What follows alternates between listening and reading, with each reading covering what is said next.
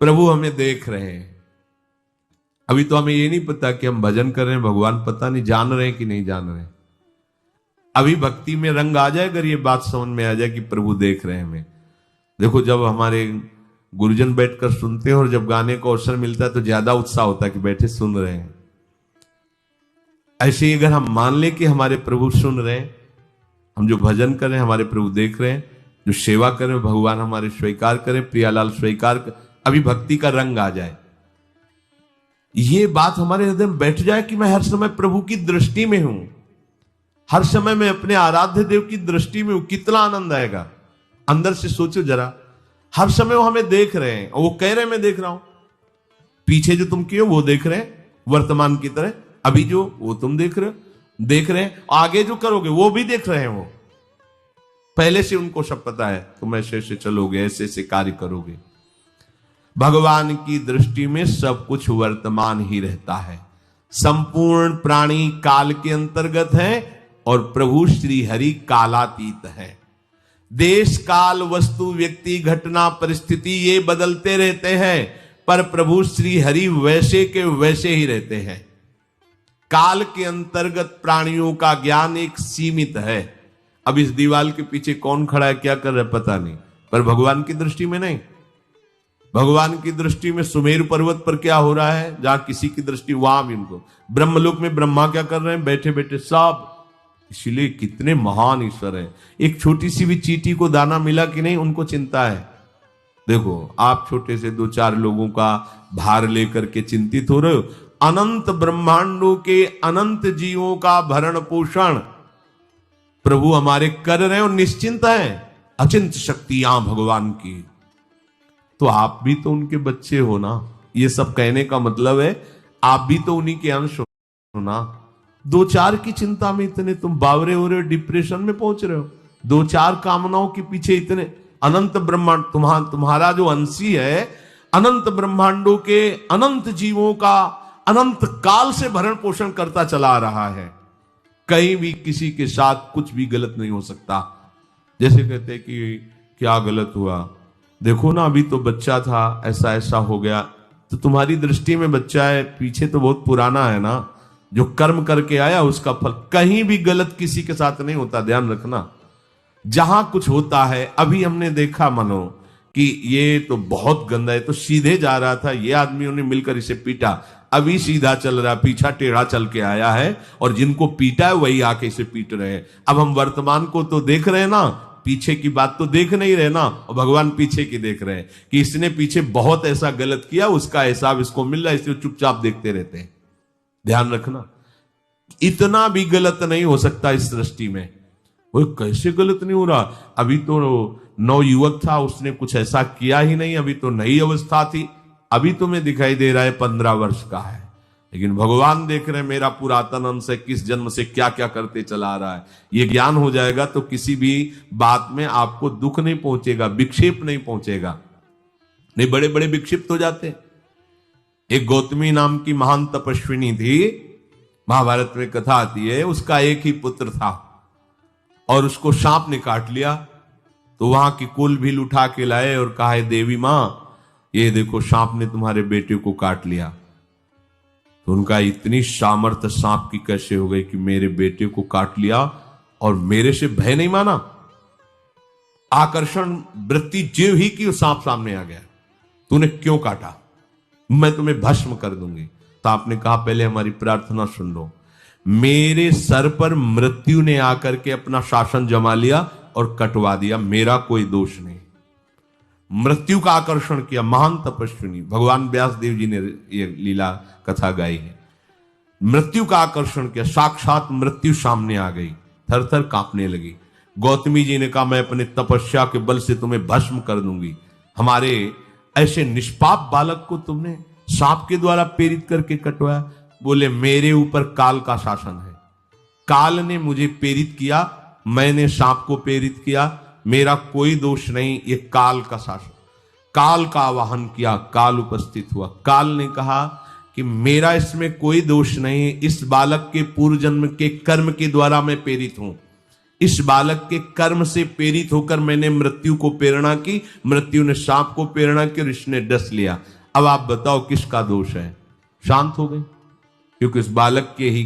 तो को न काहू के सुख दुख कर दाता, निज कृत कर्म भोग सुन भ्राता। कोई किसी के सुख दुख का हेतु नहीं है, अपने कर्म ही है जो हमको दुख सुख देते हैं। और ये भगवान देख रहे हैं। कोई, जैसे आपको अभी मनुष्य शरीर मिला, स्वतंत्रता है, अब आप जो पापाचरण चाहो छूट है कर सकते, या जो पुण्य कर्म चाहो कर सकते, या भजन करना चाहो कर सकते हो। ये स्वतंत्रता केवल मनुष्य शरीर को दी गई है। आपको जो पूर्व भोग मिल रहे हैं वो आपके पीछे के कर्मों के हैं। तो जो ज्ञानी जन होते हैं, विवेकी जन होते हैं, आए हुए प्रारब्ध को भोग लेते हैं, नया कोई पाप नहीं करते, निरंतर भजन करते रहते, भगवान की कृपा से मुक्त हो जाते। अगर भगवान की शरण में नहीं होगे, भजन नहीं करोगे, तो आपके ऊपर बहुत से ऋण है, दुर्गति हो जाएगी। ऐसा नहीं है। आप यहां भी तो देखो ना, आपके मकान, आपका व्यापार, सब कुछ आपका कहा जाता है, लेकिन सब कुछ सरकार का है। हर चीज का टैक्स देना पड़ेगा तुम्हें। पानी का भी टैक्स देना पड़ेगा, मकान का भी टैक्स देना पड़ेगा, और तुम भी जो करोगे वो पैसा दो सरकार को। टैक्स तुम ऐसे फ्री थोड़ी जा नहीं होता, देना पड़ता है ना। आप मान लो नौकरी कर रहे हो कि हवाई नौकरी करे, तो उसमें सरकारी टैक्स कटेगा आपका, क्योंकि आप सरकारी आदमी हो, भारत देश के वासी हो। ऐसे ही ये टैक्स लगे हुए हैं सरकारी भी, मातृ ऋण, पितृ ऋण, ऋषि ऋण, ये टैक्स है। ऐसा नहीं कि तुम कमाओ खाओ और इसके बाद मर के जाओ स्वर्ग मिलेगा। टैक्स चुकाओ। ये मनुष्य शरीर मिला, इन ऋणों से मुक्त हो। अगर नहीं हुए तो भी तुम्हें दुर्गति होगी। आप देखो, जब कभी ऐसी सूचना मिलती कि अमुक आदमी का अमुक धन पकड़ा गया, तो इनाम दिया जाता है क्या कि इतना कमा लिया? सजा दी जाती है। तुमने टैक्स की चोरी की, अगर चोरी नहीं की, मेहनत से कमाया या व्यापार से कमाया, दिया नहीं सरकार को, हाँ दिया नहीं, इसीलिए तुम्हें टैक्स की चोरी का दंड मिलेगा। सारा धन अपहृत हो जाएगा, तुम्हारी निंदा होगी, तुम्हें सजा मिलेगी।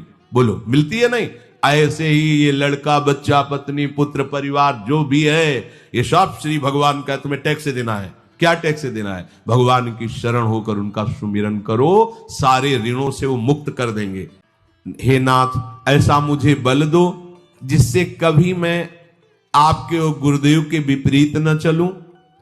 अगर कोई हमसे गलती हो जाए तो मुझे तत्काल दंड दे देना, क्षमा मत करना। आगे ये बहुत बढ़िया बात है। अगर हमको क्षमा कर दिया जाएगा तो हमारे मन को उत्साह बढ़ जाएगा फिर गलती करने का। अगर दंड दे दिया जाए तो मन डर जाएगा। इसीलिए प्रार्थना में ये भी कहना चाहिए, पर हिम्मत नहीं पड़ेगी, क्योंकि मन को बहुत दुलार करते हैं ना, कि प्रभु मेरे से जो गलती हुई उसे मुझे दंड दे दो, मैं क्षमा नहीं चाहता। क्योंकि हम देखते हैं जब हम क्षमा कर देते हैं तो उसका उत्साह बढ़ जाता है मन का और गलत करने का। प्रभु इसे क्षमा मत करो, इसे दंड दो। एक बार इसकी भरपूर बेइज्जती होनी चाहिए। जब इसको सब देखेंगे, हाँ ये, तो अपने आप ही मन सही रास्ते में आ जाएगा। प्रभु आप क्षमा कर देते और बात गुप्त रहती है तो इसको बढ़ावा और मिल जाता है और पापाचरण कर, क्योंकि ये दुष्ट है ना। अगर साधु हो तो बचत हो जाए कि देखो प्रभु ने इस गलती को छुपा दिया और कोई जाना भी नहीं और क्षमा भी कर दिया, अब मैं आगे से बिल्कुल नहीं करूंगा। ये दुष्ट है ना, ये ऐसा नहीं करता। क्षमा हो गई तो उसको लगता है आगे भी क्षमा हो जाएगी, चुपचाप चलो मनोरंजन करते हैं। नहीं प्रभु मुझे दंड दीजिए, जैसे कुंती जी कहती है मुझे विपत्ति दीजिए। ऐसे उत्तम भक्त वही है। हे नाथ, आज तक जो गलतियां हुई क्षमा कीजिए, आगे गलतियां नहीं होंगी, ये मैं आपके बल से कह रहा हूं। प्रभु यदि मेरे से चूक हो जाए तो आप क्षमा मत करना, मुझे दंड देना, जिससे मेरा सुधार हो जाए, मैं आपके अनुकूल चलने लगूं। मनुष्य की असमर्थ दो तरह से होती है। एक असमर्थ कि वो कर ही नहीं सकता। जैसे किसी से कहा जाए कि तुम ये मकान उठा करके वहां रख दो, तो कर ही नहीं सकता। ऐसी सामर्थ्य जो आप में करने के लिए भगवान कभी आदेश ही नहीं देंगे, ध्यान रखना। एक बात ध्यान दीजिए, कोई भी ऐसी भगवद आज्ञा या गुरु आज्ञा नहीं होती जो आप नहीं कर सकते। आप जो कर सकते हैं वही आज्ञा होती है।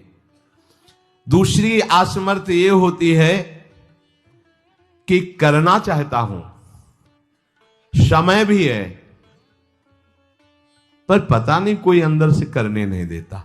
भजन करना चाहता हूं, ब्रह्मचर्य से रहना चाहता हूं, और अनुकूल कृपा भी है, सत्संग मिल रहा है, धाम वास सब, पर कोई हमारे ऊपर सवार हो जाता है और हमसे ऐसा करवा लेता है।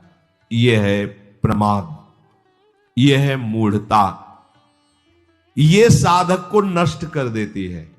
दो प्रकार की असमर्थता की बात हुई। एक ये कि भाई हम असमर्थ हैं, कहा गया कि इस मकान को वहां उठा के रख दो, नहीं रख सकते, तो ऐसा आदेश ही भगवान और गुरुदेव का होता नहीं होगा। और अगर आदेश हो गया है तो आप उठा के देख लेना, आप उठा लोगे।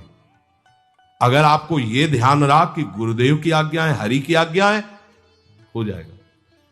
हम कई बार आपको कहा है, अंगद को ऐसे मसल दें, ऐसे वीर थे रावण की सभा में, पर राम प्रताप सुमिरपन रोपा। इस सभा में कोई बड़ा वीर हो, मेरा पैर उठा दे, राम जी सीता जी हार जाएंगे, वापस चले जाएंगे।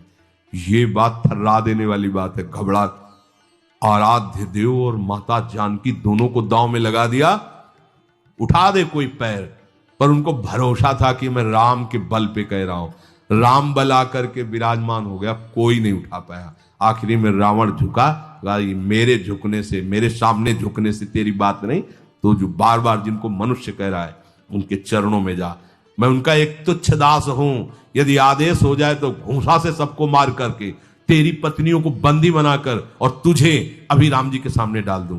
ये अंगद नहीं बोल रहे थे, ये राम प्रताप बोल रहा था। ऐसे ही यदि आपको आदेश कोई शास्त्र का या गुरु का है तो आप अक्षरशः समझ लीजिए उसमें उनका बल भी है, पर हम लोग उस बल का तिरस्कार कर देते हैं। थोड़ी सी मन की डालकर उसको हल्का किया तो वो बल वापस हो गया। सीधे जो बात मानी जाती है उसमें उनकी कृपा शक्ति होती है, और जो अपनी मन की लगा की जाती है वो साधन होता है। कृपा शक्ति और साधन में अंतर होता है। तो जो हम कर सकते हैं, आदेश है, हम करना भी चाहते हैं और नहीं करते हैं, इसका हमारे अंदर प्रमाद का राज्य है। प्रमाद, लोग कहते हैं कि पता नहीं कोई हमारे दिमाग में आके कर जाता है। हाँ, भूत आता है, भूत। अब ऐसे लोगों को बावरा कहते हैं। अब इनको ऐसी जगह पहुंच जाए जहां सही निर्णय नहीं होता, और ये कर देना वो कर देंगे। उनको लगता है कोई है, बोले है, ऊपरी चक्कर है, अल्ले ऊपरी चक्कर हो, घूम रहे हैं पागल बने, ऊपरी चक्कर। कुछ नहीं, ऊपरी चक्कर नहीं, भीतरी चक्कर है। ये भीतर का तुम्हारा वासनात्मक प्रपंच ही तुम्हें नचा रहा है। विवेक का जागरण करो। किसी की अरे प्यारे, तुम हरि के अंश हो। स्मशान में रात्रियां व्यतीत हुई, स्मशान में, गंगा के किनारे, भूतों के बीच में, कोई भी नहीं, कुछ नहीं।